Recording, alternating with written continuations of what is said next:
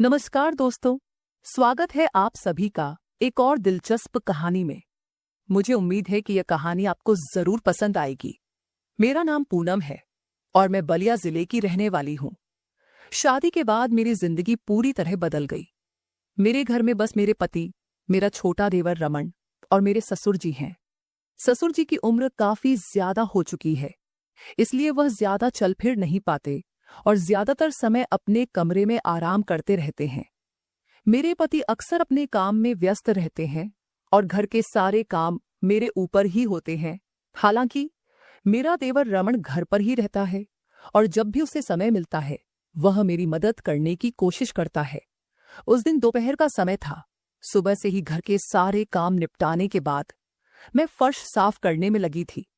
घर की देखभाल करना, सफाई करना और रोजमर्रा के कामों में मेरा काफी समय चला जाता था। कभी कभी तो इतनी थकान हो जाती थी कि खुद के लिए समय निकालना भी मुश्किल हो जाता था। उस दिन भी ऐसा ही कुछ हुआ था। रमन अपने कमरे में आराम कर रहा था। वह दोपहर में सोने का शौकीन था, लेकिन भूख लगने पर उठ गया और रसोई की तरफ जाने लगा। उसे उम्मीद थी कि मैं उसे कुछ खाने के लिए दे दूंगी। जैसे ही वह कमरे से बाहर निकला और किचन की ओर बढ़ा, उसकी नजर मुझ पर पड़ी। मैं फर्श साफ कर रही थी और पूरी तरह अपने काम में डूबी हुई थी। रमन ने देखा कि मैं झुकी हुई थी और कपड़े से फर्श पोंछ रही थी। अचानक उसे एहसास हुआ कि मेरे ब्लाउज का एक हुक ढीला हो चुका था। वह कुछ समझ पाता इससे पहले ही हल्की सी आवाज आई और पहला हुक टूटकर खुल गया। लेकिन मुझे इसका कोई एहसास नहीं हुआ क्योंकि मैं पूरी तरह सफाई में मग्न थी। रमन थोड़ा घबरा गया। उसने सोचा कि मुझे इस बारे में बता देना चाहिए, लेकिन वह झिझक रहा था। वह अभी कुछ कह ही रहा था कि तभी दूसरा हुक भी टूटने के कगार पर था। अब वह और भी ज्यादा बेचैन हो गया। उसने जल्दी से मेरी तरफ कदम बढ़ाए, लेकिन तभी मैं अचानक उठी और एक जोर की आवाज के साथ मेरे ब्लाउज के बाकी हुक भी टूट गए। रमन ये देखकर बिल्कुल हक्का बक्का रह गया। ये सब इतनी तेजी से हुआ कि वह समझ ही नहीं पाया कि क्या करे। मैं खुद भी एक पल के लिए स्तब्ध रह गई।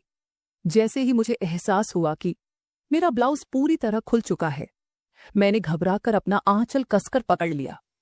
रमन ने बिना कुछ सोचे समझे तुरंत अपनी नजरें फेर ली और पीछे मुड़कर खड़ा हो गया ताकि मुझे असहज महसूस न हो। मैं थोड़ी देर तक वहीं खड़ी रही, इस पूरे घटना को समझने की कोशिश कर रही थी। मेरी सांसें तेज हो गई थीं और मैं हड़बड़ी में अपने ब्लाउज को संभालने की कोशिश करने लगी। तभी रमन की आवाज आई, भाभी, आप जल्दी से अपने कमरे में जाकर दूसरा ब्लाउज पहन लीजिए। मैंने गहरी सांस ली और अपनी स्थिति को संभालने की कोशिश की। मैंने उसकी ओर देखा और थोड़ा शर्माते हुए पूछा, देवर जी, तुमने कुछ देखा तो नहीं? रमन ने तुरंत जवाब दिया, भाभी, मैं तो अभी अभी यहां आया हूं, कुछ देखा नहीं। मैंने उसकी आंखों में देखा और हल्की मुस्कान के साथ कहा, झूठ मत बोलो, तुम पीछे से मुझे इस हाल में देखकर मजे ले रहे थे, मैंने देख लिया था। रमन थोड़ा हड़बड़ा गया और बोला, भाभी, आप मेरी टांग खींच रही हो। मैं तो बस आपको बताने ही वाला था कि आपका हुक खुल रहा है, लेकिन तब तक सब हो गया। अब टाइम पास मत करो और जल्दी से जाकर दूसरा ब्लाउज पहन लो और फिर मुझे खाना दो। मैंने उसकी तरफ देखते हुए हंसते हुए कहा, ठीक है, लेकिन तुम अपने कमरे में जाओ, मैं वहीं खाना लेकर आती हूं। रमन सिर हिलाकर अपने कमरे में चला गया। मैं जल्दी से अपने कमरे में गई और अलमारी से एक नया और मजबूत ब्लाउज निकालकर पहना। इस बार मैंने अच्छे से चेक किया कि कहीं कोई हुक ढीला तो नहीं है। कुछ ही देर में मैं रमन के कमरे में खाना लेकर पहुंची। मैंने हल्की मुस्कान के साथ कहा, देवर जी, अब यह ब्लाउज तो सही लग रहा है ना?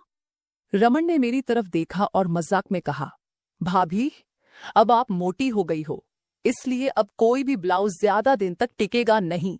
मैं उसकी बात सुनकर हंस पड़ी और फिर खिलखिलाते हुए कमरे से बाहर चली गई।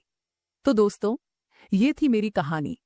अगर आपको ये कहानी पसंद आई तो अन्वी स्टोरीज को सब्सक्राइब करें और अपने विचार हमसे जरूर साझा करें। धन्यवाद।